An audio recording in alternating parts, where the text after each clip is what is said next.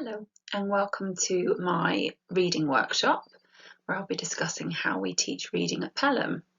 I first of all just wanted to say a big thank you to Sarah Lyon, our wonderful deputy head, who has done an absolutely incredible job of leading literacy for us at Pelham for many years. I'm very excited that she's passed the reading baton over to me, as it were. They are very big shoes to fill because she is wonderful at teaching literacy to the point where she's actually an advanced skills teacher in literacy. She used to, as part of her role, for over 10 years, she went around lots of the primary schools in the borough and modelled Pelham's reading curriculum and how we teach reading. So hopefully that gives you some real reassurance and understanding of the model of how we do it is actually one of the best. So we're very proud of that, and yes, it's going to be a big job, but I'm very excited for the task. So a little bit about my background. I studied literature at university. I've always been a book geek, a very avid reader, and I was a Waterstones bookseller for many years. So I was a Waterstones bookseller in the Canterbury branch in Kent and in my university, and at the Hampstead branch when I moved to London. And I got the wonderful opportunity to lead the children's book section, which I loved. I put on author events. I actually dressed as Hermione. Those of you that know me won't be surprised to know I dressed as Hermione for one of the Harry Potter book launches. It was actually the Goblet of Fire book launch a long time ago. And I'm just so incredibly passionate about reading and about books and about embedding that love for books across the whole school. And I know lots of us teachers are real bookworms as well, which is lovely. So that's a little bit about me. One of my hopes for this year is to develop a staff book club whereby the teachers will all read some children's literature together and share our favourites. I'm hoping to share maybe some more obscure titles that aren't in the mainstream of children's literature. My favourite age range is 9 to 12, and I read a lot of children's literature still. I used to have to read it to recommend it, but I still read a lot of it, especially fantasy stuff. I just think I love that kind of escapism with children's books and that magic, and I think it's really important that we as a staff have a good knowledge of all the kind of diverse picture books out there, as opposed to just those key few authors, that we are looking, at different global authors, that we're giving the children a real range of experience in our school with the books that we present to them and read to them for pleasure and to study. So I absolutely can't wait for the challenge for this role. So let me launch into the presentation for you. Okay, so scattered throughout this presentation you will see some of my favourite books, and Matilda is one of the top 5. I actually cried at the musical just through sheer joy, and my daughter's Alice Matilda. So yes, you will see some of my favourite books just dotted throughout this. So the aims and philosophy of the teaching of reading at Pelham, our aims are the following. We want to enable children to enjoy and read all kinds of literature with fluency. This next one's really important for me. So we want them to become critical readers and develop their thinking.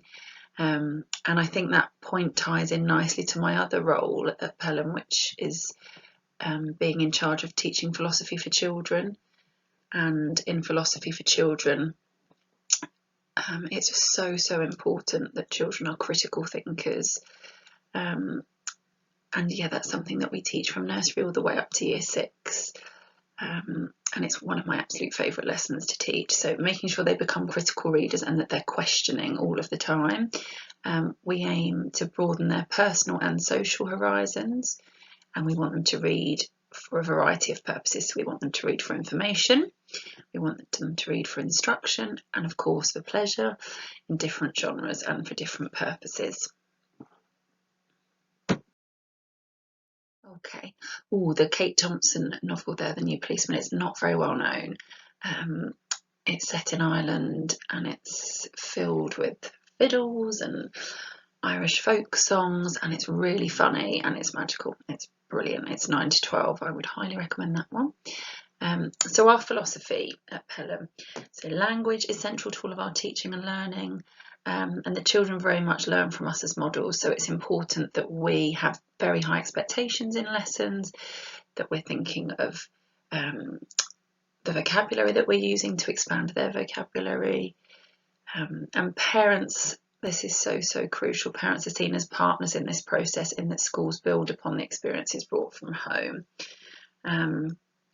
And I know from my experience in my many years at Pelham just how passionate you parents are at developing that love of reading with your children as well, so that's brilliant. Thank you for all the support that you do.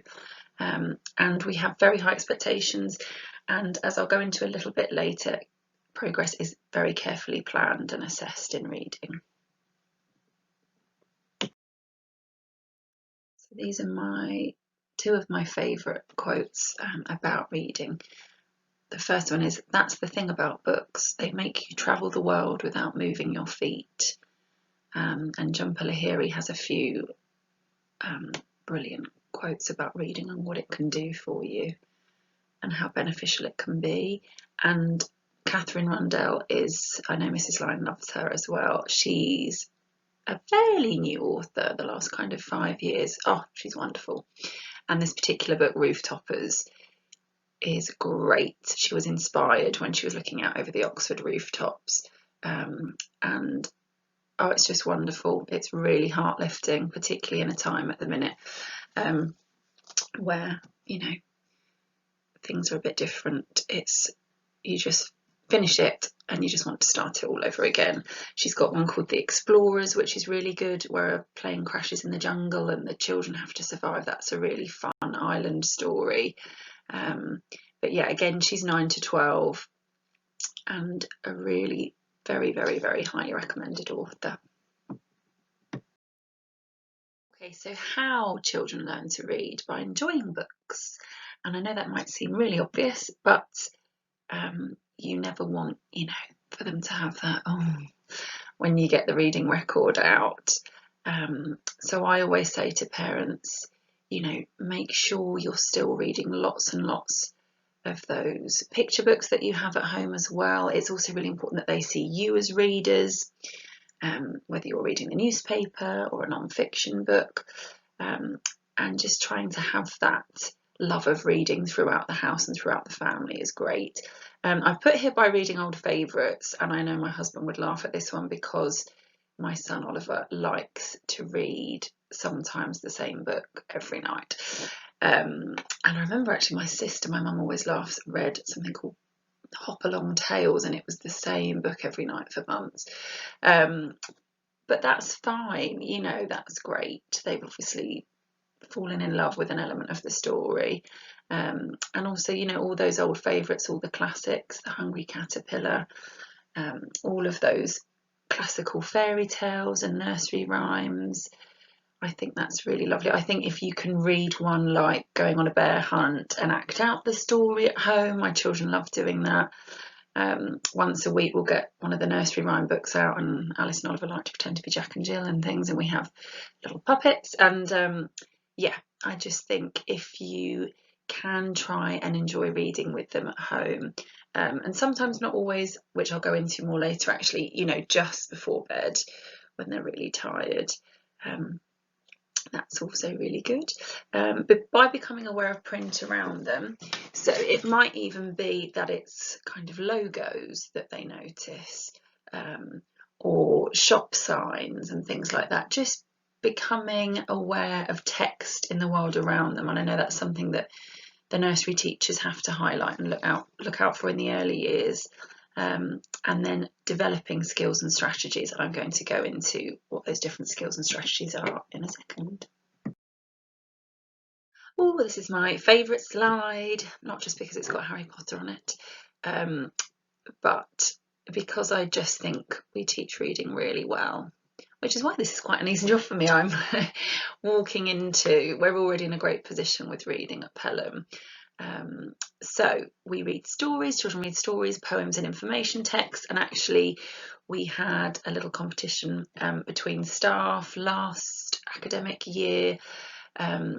We were tasked with making our book corners as inviting as possible, making sure that they were labelled up with non-fiction, with poetry, with chapter books, making sure we have comics and magazines in our book corners, just so that children have that full range. We do lots and lots of bookmaking. So Miss Revel and I at the moment are enjoying making up little zigzag books where you fold in half and then fold again and then fold back on themselves. They love those. So bookmaking is really fun. And, you know, in year 1 and year 2, we often, in our literacy work, will make up a book of their writing. I know they do The Emperor's New Clothes in year 2, I think it is. And it's just a lovely chance for children to have a beautiful finished product that makes their work more relevant. So yeah, we do lots of bookmaking.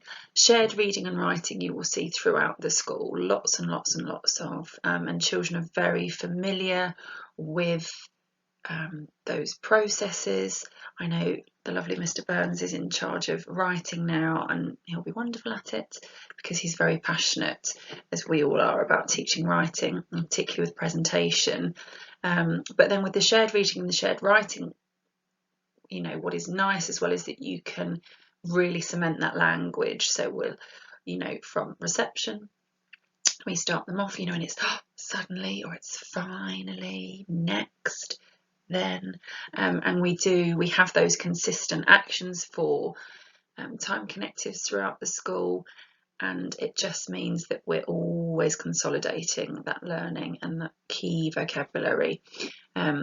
In every class we have time for individual quiet reading.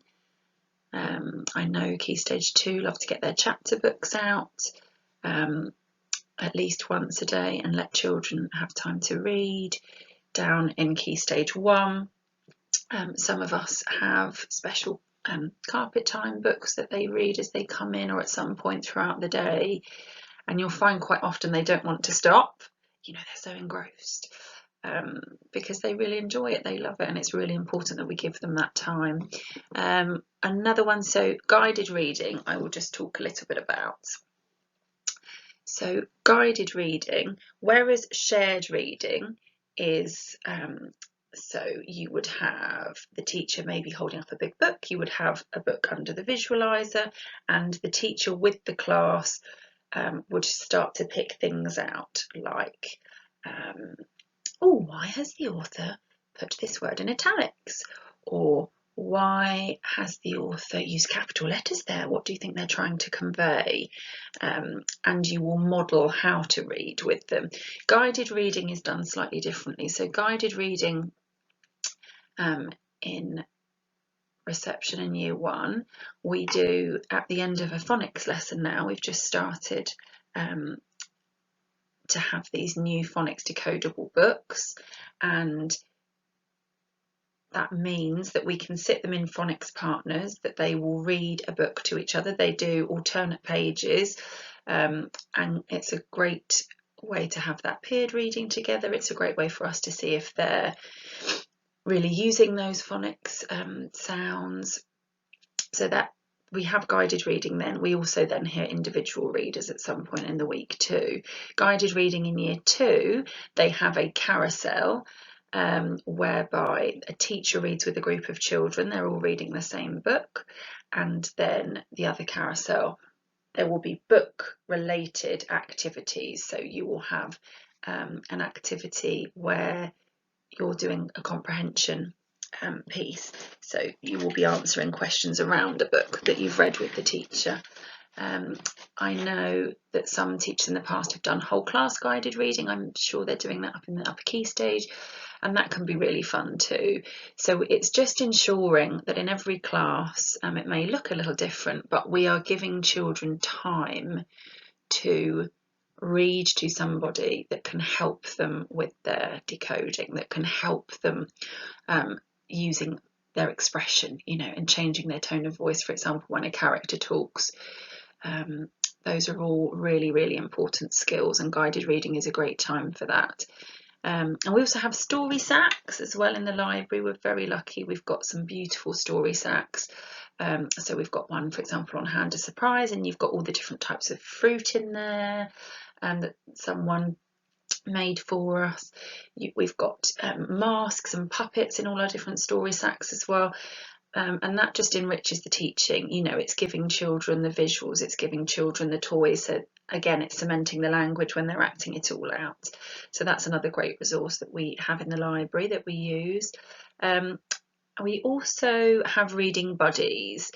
So we're not doing peered reading just yet, but usually my Year 1 class will pair up with a Year 4 class once a week, and it's just lovely. It's so heartwarming to watch. You will have a Year 4 paired up with a Year 1, and they just take it in turns to read to each other, and it means that the Year 4 pupil has a real sense of pride and responsibility, because they're effectively helping that child, to read better, which is lovely, and you see them form a real bond as it goes along.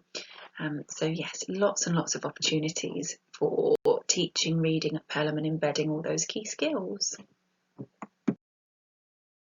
Okay, so here's a little bit more on how we teach reading at Pelham.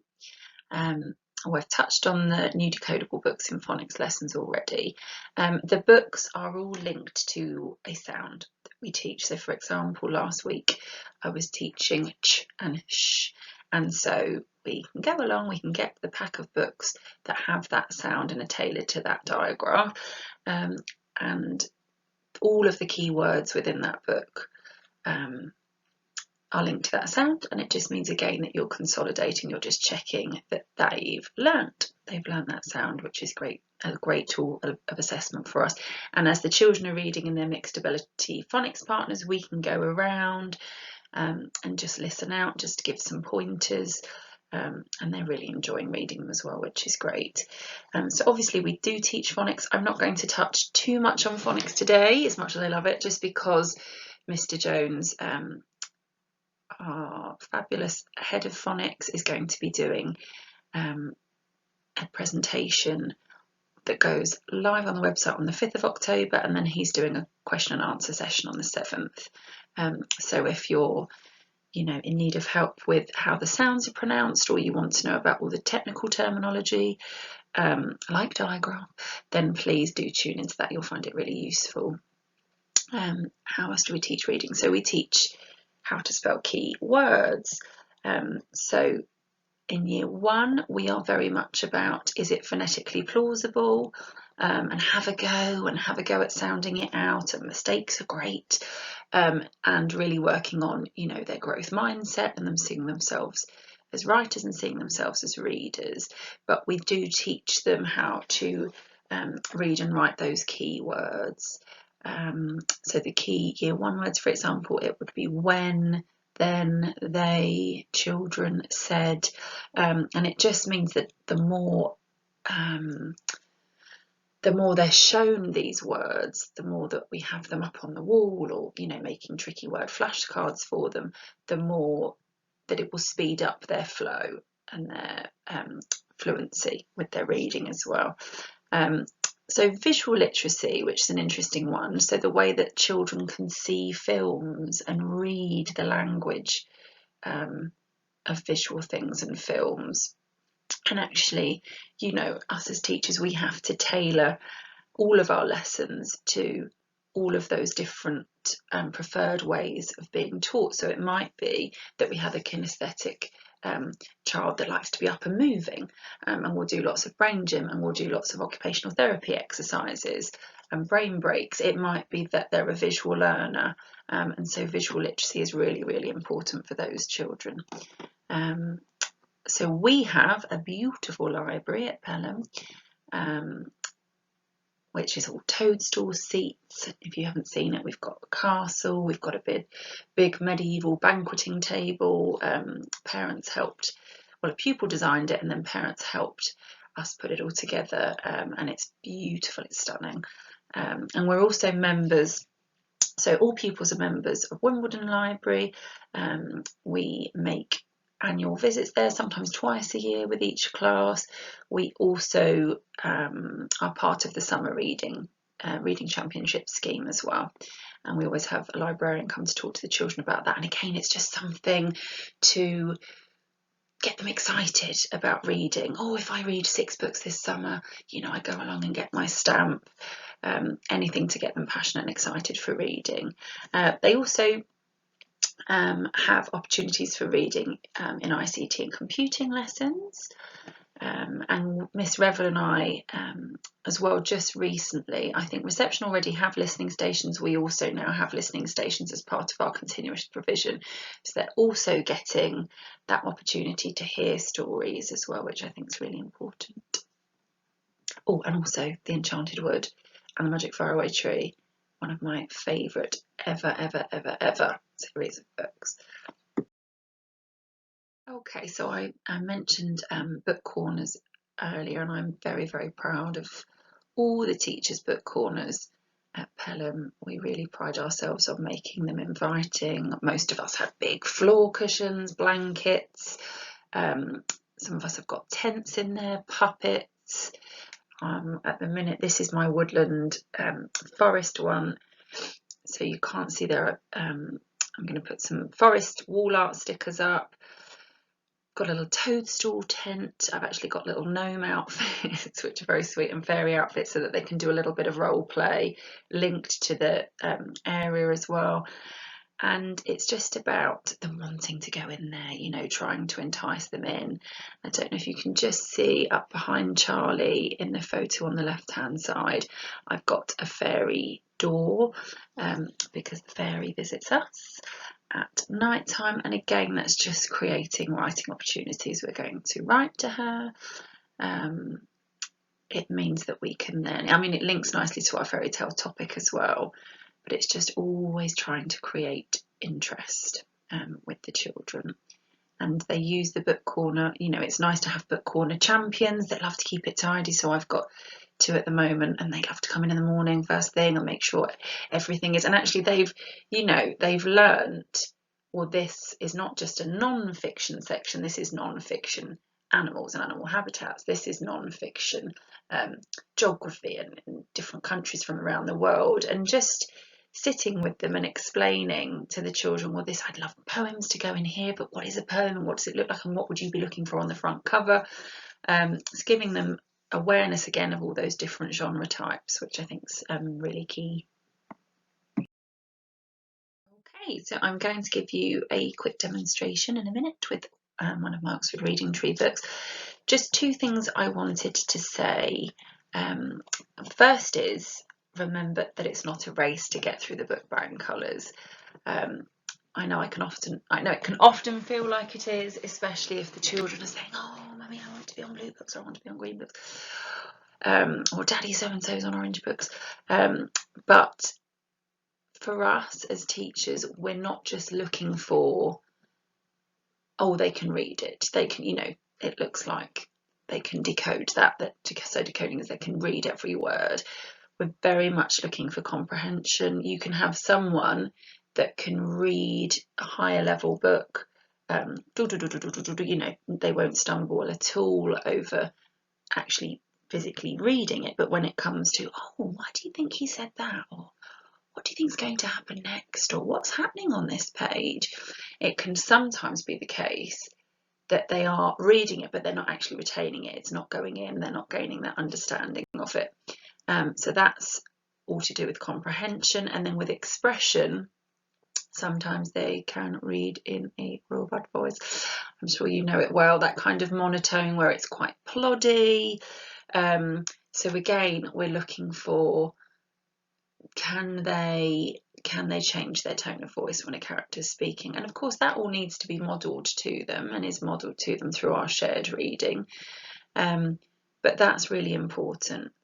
And it's just trying not to, I guess just not really to fixate on those colours, and just be rest assured that if you feel frustrated that, oh, they've been on this colour for a long time and the teacher's not moving them up, it is probably for a really good reason. And that phonics, so this is the other point, that phonics doesn't work for all children. I'm sure Mr. Jones will talk more about that.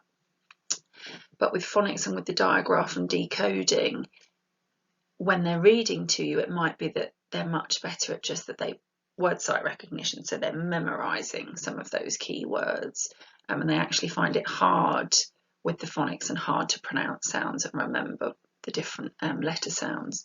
So just be mindful of that as well, because it's quite common that phonics doesn't work for everybody, and we're very aware of that, and so we will tailor our approach to different children's needs. Also, first of all, Wildwood is another great book there. Sensing a theme with me, my Woodland Book Corner, Wildwood. I nearly chose Lion, the Witch and the Wardrobe actually with Narnia. That didn't quite make the cut, but yes, I do love a fantasy story set in the woods apparently. So this is a good old Oxford Reading Tree book with our lovely family that we know well, I'm sure by now. Wilf, Wilma are their friends, and then the main family we have Biff, Kipper and Chip. A few things. So for me and for the other teachers, I'm sure, the way that we gauge it is usually that if they're on pink books, they're starting off on pink books, you are just getting them used to, is the book, do they know that this is a front cover? Oh, sorry, getting used to the camera. Are they turning the pages in the correct order? Are they able to describe the pictures? They're probably still learning their single letter sounds. And for me, when they can hear the blend, so when you're saying to them bus and they can hear that is bus, that's great. So that's a really, really important step. The next step for me, and when I would usually then move them on to red books, is if they are saying that without prompting. So if they are going cat and they're blending it back together, that then for me is usually a good indication that okay, they're ready for red books. And now red books are great. It's probably my favourite book bound level, just because you'll have Bob Bug had a net, and they start to really see themselves as readers, because as soon as they've got their single sounds, that's a sentence that they can read. And you'll see their kind of little faces light up because I'm reading, I can read this. And that's why I'm always quite cautious of moving them up to yellow books until I really think that they're ready. And for me, the biggest jumps I would say are probably from red to yellow, and then probably from green to orange, I would say, is the next biggest jump. So yellow books have a lot, here he is, of tricky words in. So you can see just by this title, they can sound out stream if they've learnt that E diagraph, but they're not going to be able to sound out by to start off with. So they've got to have some tricky word knowledge before being moved on to yellow. And the best way to get this and make them have that knowledge is tricky word flashcards. So you may know that my daughter Alice is in year 1 at the moment. She's in the partner class next door to me. She's in Puffins with Miss Revel. And we have tricky word flashcards that we do every night or every other night. And at weekends, I make it fun, don't worry. But and it's just, or you might say, right, we got 16 last time. In a minute, let's see how many we can get. And you'll have you, and you'll have the, said, they, and actually they start to just completely recognise them by sight. We say in class, let's take a photo of it. I keep that in your memory bank, keep that in your word bank up here, and then the next time you see it, you might remember it. And so what's great about them starting to build up a bank of those words is that when they come onto yellow, they're not going to be completely stumped when they keep coming across words that they can't sound out. If you move them up to yellow too soon, I'm always worried you will knock that self-esteem, and it will be, the red books I could read, and now I can't read these. So I try and make sure that they know off by heart certain words before I move them up. So when we're looking, I will go through some do's and don'ts soon separately, but when you're looking through a book with your child, talk about the title, talk about the blurb, ask them if they can spot where the illustrator's name is and explain that it's usually second. Sorry, you probably can't see it very well here. So you will see, I hope, there we go, yes. So here you could say, oh, it's called By the Stream. Look at their faces. What do you think might happen in this story? And actually, that's an assessment point for us as teachers. Can they predict? Can they use the cover, the front cover, to predict what might happen in the story? So that's a really nice one. I know what it's like. I know that quite often they're tired. I know sometimes, apologies, the reading books can be a bit dull. I apologise for that. Some of them are great. I love these Oxford Reading Tree ones.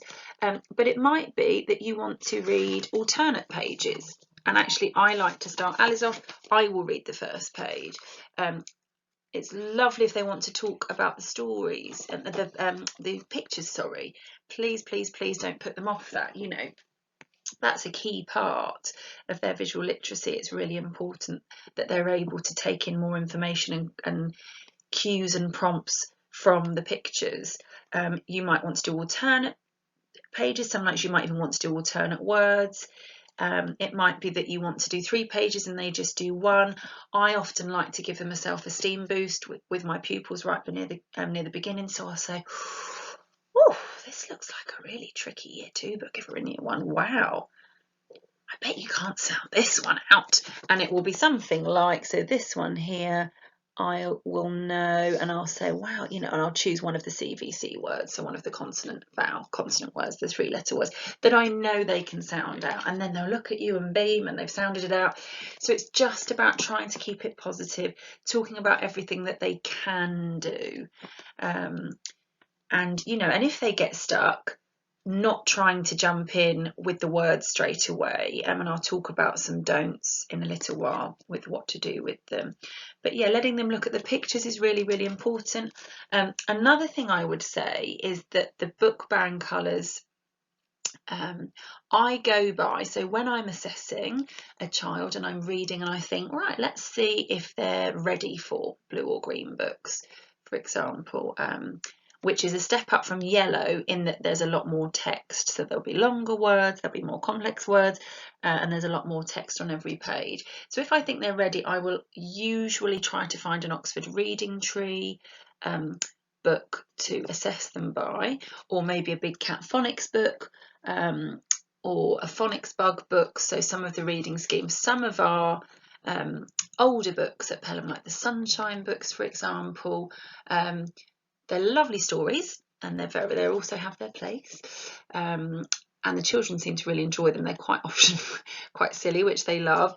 But it might be that the tricky words and that the vocabulary isn't quite pitched quite right for that colour. Or so, for example, I found in the past that in a red Sunshine book they'll have words like couldn't, or wanted and things like that, and then actually the children are slightly stumped by them. So if I am and it might be actually that some of those books, oh, apologies for my phone, it might be that sometimes you will think, wow, they can read this, but actually it's not an Oxford Reading Tree, so it might not necessarily have the correct kinds of diagrams and things. They're very few and far between, but as teachers, you know, this for me, these ones that have been specifically targeted with, you know, I know, for example, looking at this, that this will have lots of E digraphs in, yeah, because it starts off with stream, so they'll be looking at the E digraph mainly in there. These are my favourite ones. They've stood the test of time for me. I really, really like them. So these Oxford Reading Tree are my favourite ones for assessing children. So please don't ever think, oh, this is too easy, or it might be that a yellow from a different, you know, yellow from a different publisher or a different style of yellow is slightly harder. You can get kind of easier yellows and harder yellows. So we will always check that, yes, they can read this slightly easier yellow with shorter words and less complex words. Let me just get out one of the Oxford Reading Tree or one of the big cat phonics books, and make sure they can also read that before moving them up. And again, it's not just about book band colours, it's very, very important to bear that in mind. So much of it is expression and comprehension too. So I hope that helps a little. Okay, so strategies for reading unfamiliar words. So I wouldn't, like to count how many times a day I say, oh, sound it out with reading and writing. But so sounding the word out and using phonics. So we might stretch a word out so that we can hear those middle sounds. We do Hulk hands, which I know you'll see in the phonics workshop with Mr. Jones, to pull the word apart again. So that's what we will say. We will say sound the word out. There's also other techniques that we try to make sure we're using that we all probably had when we were learning to read too, and that's breaking a longer word into smaller chunks or syllables. So you might cover up half the word and kind of stagger them. So that they can do it like that, so it doesn't just seem like, oh, a really big long word. You can break it down into chunks, or looking for smaller words within the large one is another strategy for helping them.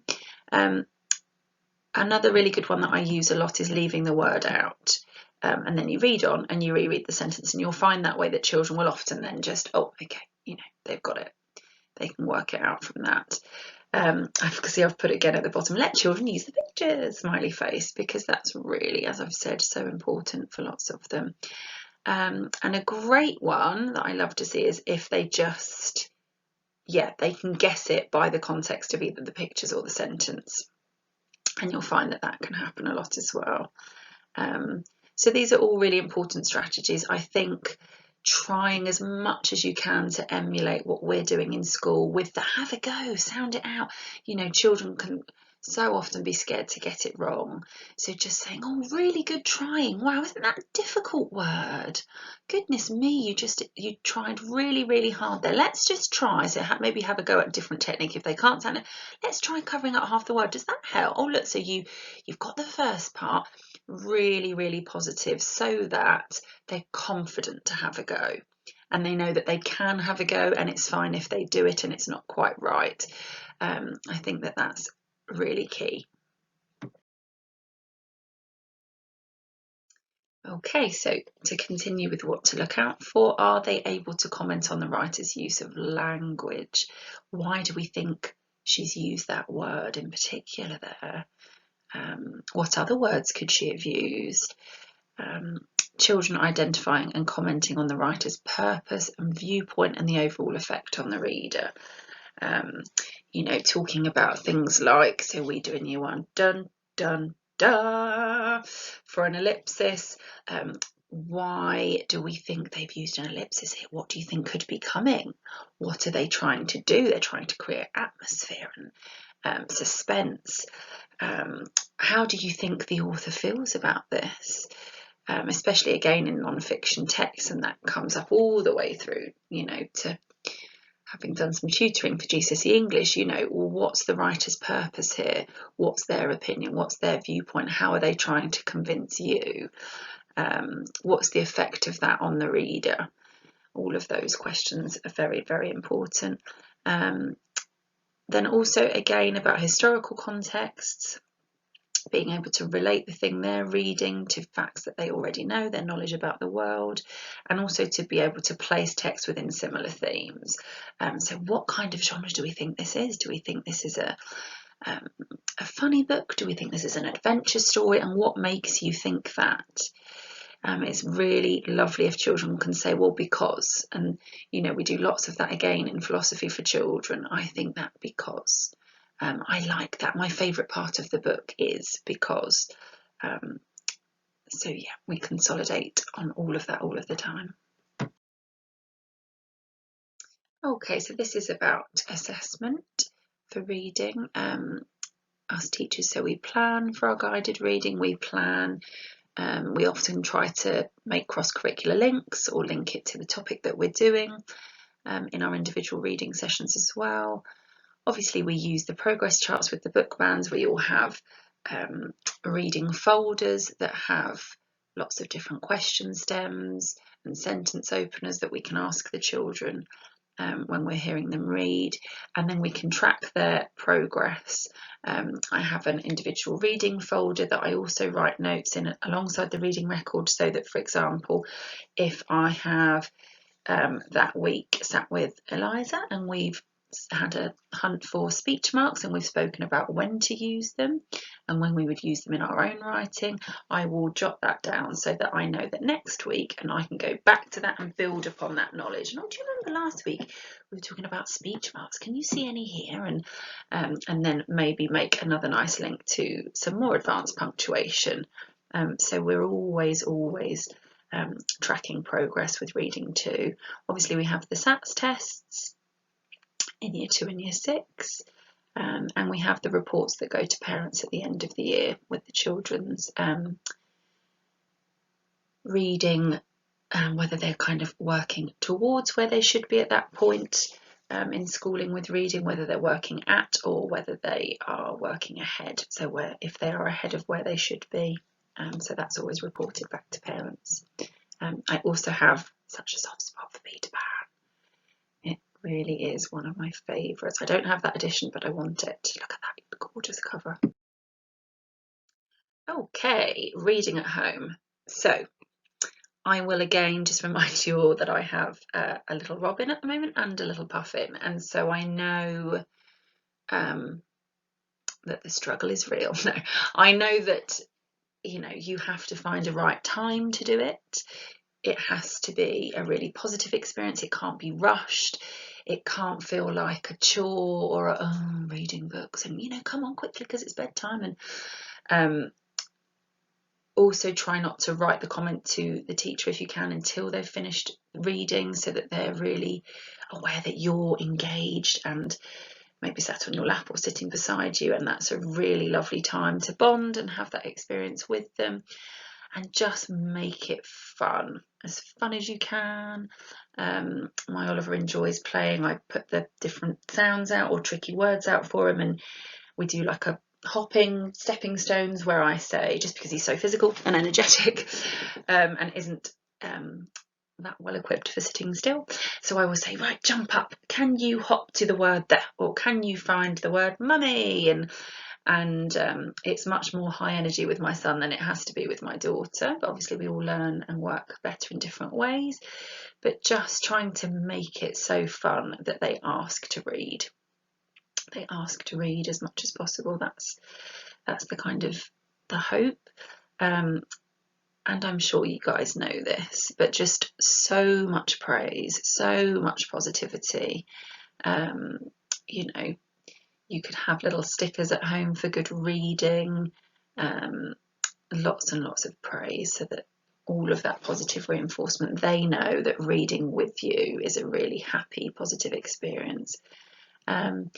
You reading aloud to your child, because I think sometimes with timing, perhaps, we have very busy weeks, we have lots of things to do the night before a school day, we have lots to do on a school run. I apologise to all of the parents that I had before having children, where I sometimes suggested, have you ever tried reading before the school run? I know that that's impossible now that I'm a parent, but just trying to find, I love reading with mine at weekends, and we all know that we're kind of more fresh and bright in the mornings, so weekend mornings are a really lovely time to sit down. I think as well it's lovely if it can be one-to-one.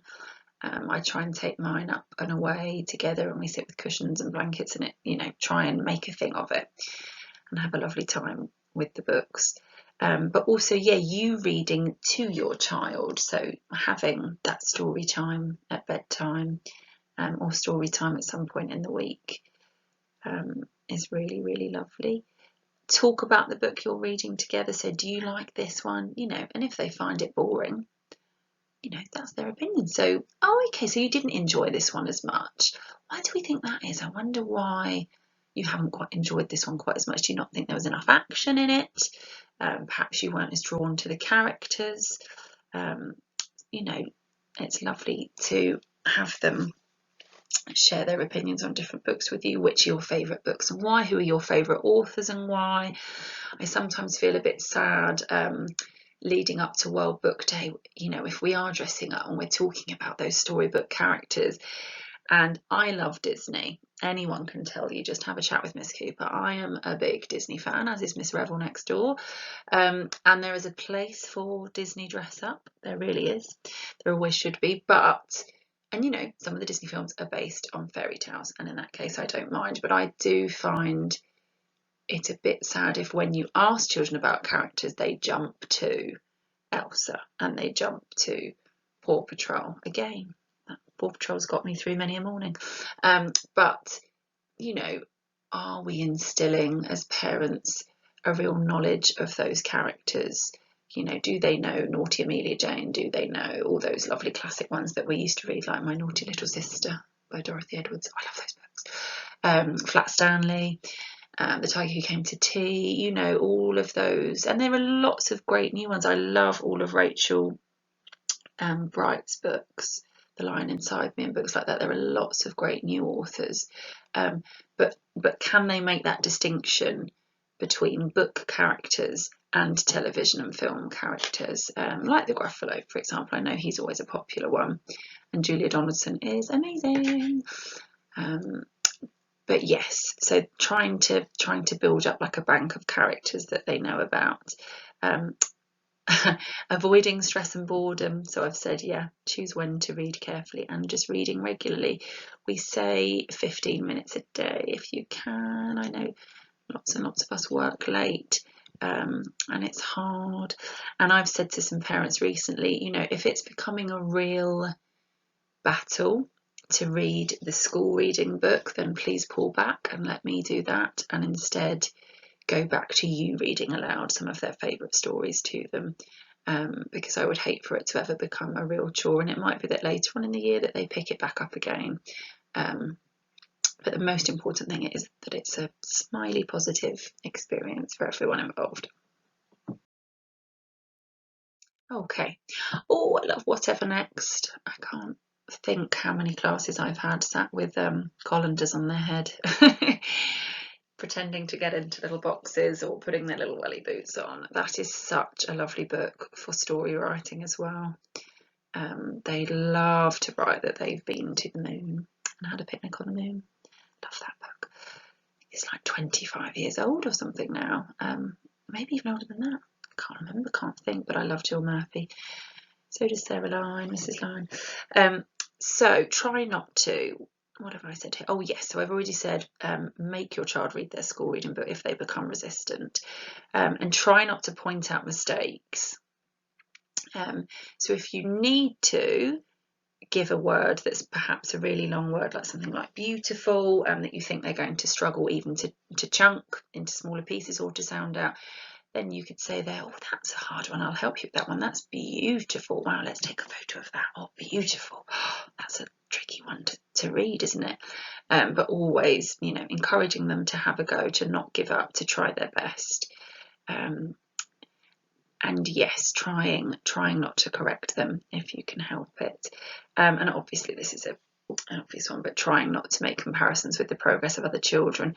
I know it's hard when you have the siblings that are on different book brand colours, but trying to discourage talk about book brand colours, I guess, at home. We always say in Penguin's class, you know, everybody's good at different things. I find running really tricky, but Miss Garstin's great at running. I find sewing quite difficult, but Miss Revel, you should see her Miss Revel Sewing Bee program on YouTube. Have a look. You know, and so, you know, trying to really discourage that making comparisons, just because it's not obviously great for their self-esteem. Just always trying to give them a boost. Thank you so much for watching. I'm sorry if it seemed a bit stop-start, just because I've been recording separately on each slide, as I'm sure you've gathered by now, just because I think I'd find it really hard to do just a long continuous run. Goodness me, I'd need a few different edits. So thank you so much for listening to me waffle on about my favourite thing in the world. Who remembers the Jane Hissey Old Bear books? My sister used to have the little bear. Little Bear Lost. It's one of my favourites. So look out for, I'm going to be making some recommended reads sheets for each age group.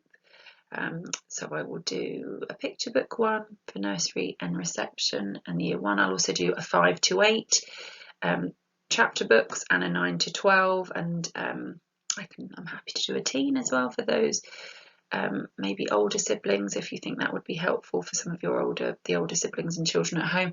But 9 to 12 will be my absolute favourite one to do, just because there are so many enjoyable books in that age range.